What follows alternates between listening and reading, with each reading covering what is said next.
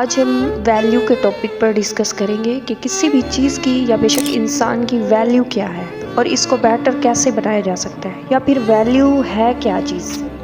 Value ایک نہایت ہی اہم چیز ہے جو کہ ہر انسان پانے کی خواہش رکھتا ہے۔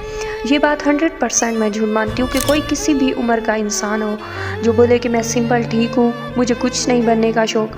ہر انسان بے شک وہ جتنا زندگی سے ہارا ہوا ہے، اگر آپ اس کو ویلیو دے دے، کسی بھی ٹاپک پر دے دے، وہ خود بخود آپ کو ویلیویبل بنا کے دکھا دے گا کہ میرے اندر پہلے سے یہ سکل موجود تھی اور اس کو نکھارنے میں نے دیر کر دی ہے۔ دنیا میں ہر چیز کی کوئی نہ کوئی ویلیو ہوتی ہے، ہر انسان کی کوئی نہ کوئی ویلیو ہوتی ہے، بس کردار اور سوچ کی سیٹنگ کرنی ہوتی ہے۔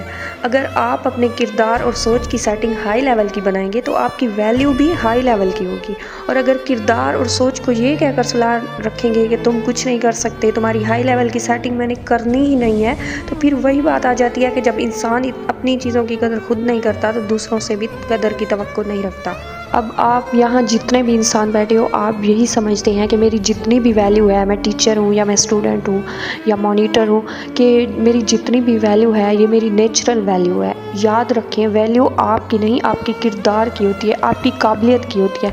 جب تک آپ خود کو قابل بنا کر میدان میں نہیں لائیں گے تو آپ کی کوئی ویلیو نہیں ہے۔ ٹیچر ہے یا اسٹوڈنٹ ہے، اپنے کردار کی سیٹنگ کریں۔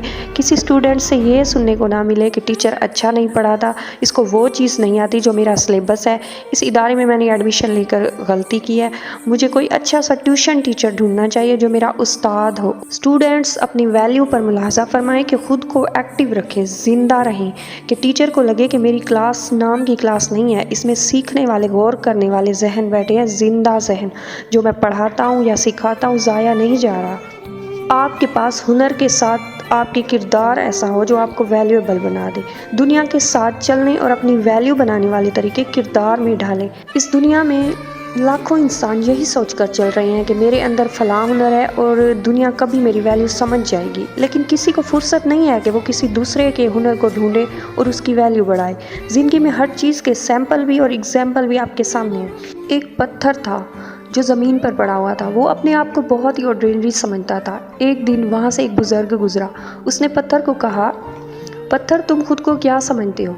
پتھر نے کہا، بزرگ آپ کو تو پتہ ہے میں ایک عام سا پتھر، زمین پر پڑا ہوا پتھر کے سوا کچھ نہیں۔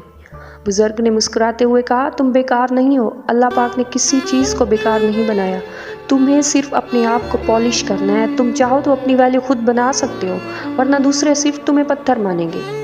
پتھر نے بزرگ کی بات سنی اور خود کو پالش کرنے کا فیصلہ کر لیا۔ خدا سے دعا کی کہ ہوا بھیج اور میں سمندر میں چلا جاؤں۔ جیسے ہی وہ سمندر میں گیا، اس نے جا کر خود کو ہیرے سے ٹکرا کر پالش کرنا سٹارٹ کر دیا۔ کچھ دن بعد جب اس کی محنت کے بعد وہ مکمل خوبصورت ہیرے جیسا ہو گیا، اس نے پھر دعا کی کہ یا اللہ مجھے دوبارہ اسی بزرگ سے ملاؤ۔ پھر ہوا آئی، سمندر کا پانی خشک ہو گیا اور پتھر اڑ کر اسی بزرگ کے آگے آ گیا۔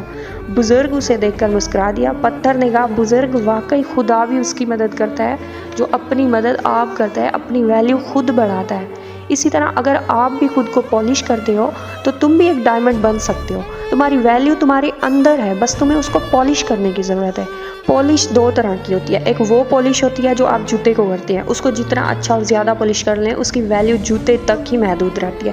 دوسری پالش وہ ہوتی ہے جو ڈائمنڈ پہ کی جاتی ہے، اگر وہ پالش آپ کسی بھی چیز پہ کر دیں اس کی ویلیو بڑھ جائے گی۔